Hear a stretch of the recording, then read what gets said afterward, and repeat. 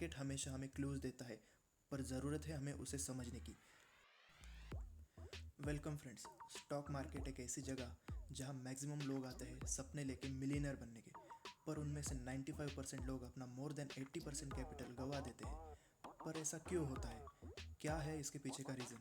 इसका एक बहुत ही सिंपल सा रीज़न है, लोग स्टॉक मार्केट में ज़्यादा पैसे लेके आते हैं, बल्कि इसके वो ज़्यादा नॉलेज लेके आए, और इसी कम नॉलेज के साथ वो 95% लोग अपना कैपिटल उन बचे हुए 5% लोगों की जेब में डाल देते हैं जो मार्केट में अच्छा नॉलेज लेके आते हैं। और बाद में वो लोग कहते हैं कि मार्केट तो भाई एक जुआ है, यहाँ नसीब चाहिए और अपने पास अच्छे नसीब नहीं थे। ये जो बड़े लोगों के चोचले हैं। अरे भाई, पर वो बड़े लोग अच्छे नॉलेज के साथ आए थे, इसीलिए तो मार्केट ने उन्हें रिवॉर्ड किया ना। मार्केट में उतरने से पहले मार्केट की लैंग्वेज सीखना बहुत ज़रूरी है। ऐसे ही हम आज एक केस स्टडी डिस्कस करेंगे जिसमें मार्केट ने बार बार सिग्नल दिए, पर रिटेल इन्वेस्टर उन्हें पकड़ नहीं पाए और उन्होंने अपनी कैपिटल जला दी एक स्टॉक में। वीडियो को एंड तक ज़रूर देखना। तो वो दिन था 12 जुलाई 2005, जब एक बैंक का शेयर एक्सचेंज पर लिस्ट हुआ था 13 रुपये पर।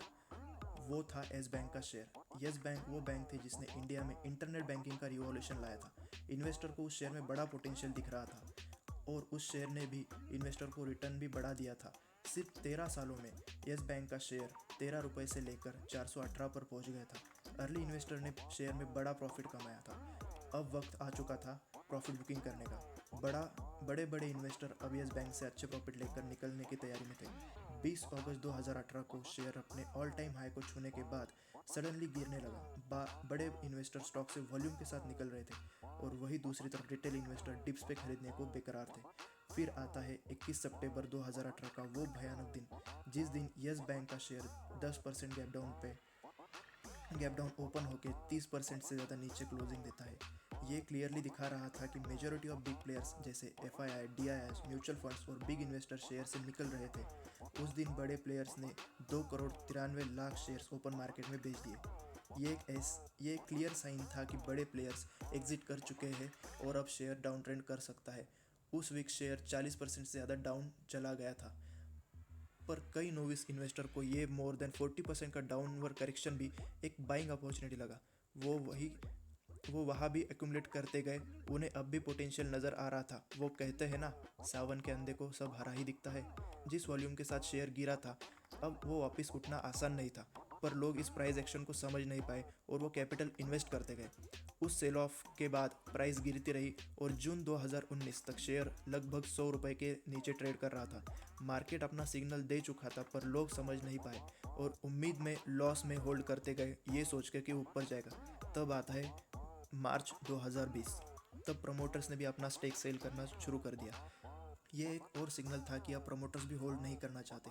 फिर अचानक न्यूज़ आती है 5 मार्च 2020 को कि बैंक ने न्यू पॉलिसी के अनुसार अकाउंट होल्डर की विड्रॉल लिमिट 50,000 पर कैप कर दी है।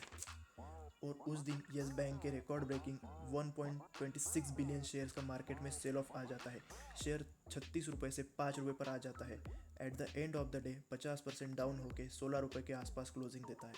फिर मार्केट में एक रूमर फैलने लगती है कि येस बैंक को इस क्राइसिस से बचाने के लिए RBI एक रेस्क्यू पॉलिसी बनाने वाला है।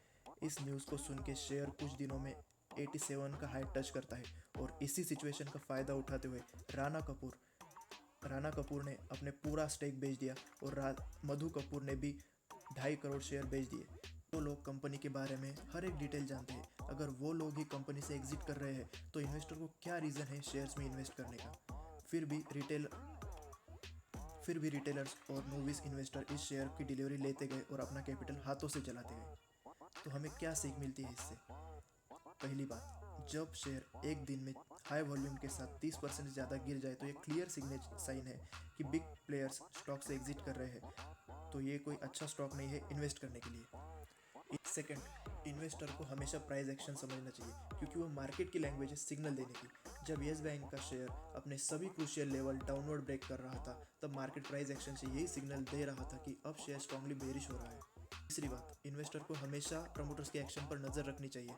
जब प्रमोटर खुद ही कंपनी से निकल रहे तो क्लियर साइन है कि अब ये कंपनी ठीक नहीं। अगर येस बैंक के इन्वेस्टर प्राइस एक्शन से मिले सिग्नल को सीरियसली लेते तो वो कम लॉस के साथ निकल सकते थे, पर उन्होंने ऐसा किया नहीं। वीडियो पसंद आए तो वीडियो को लाइक कर देना और ऐसे ही और वीडियो देखने के लिए चैनल को सब्सक्राइब कीजिए। कुछ ही दिनों में मैं करंट चार्ट्स पे, प्राइस एक्शन पे वीडियोस बनाऊंगा। आशा करता हूँ आपको वीडियो पसंद आया होगा। थैंक यू यहाँ तक देखने के लिए।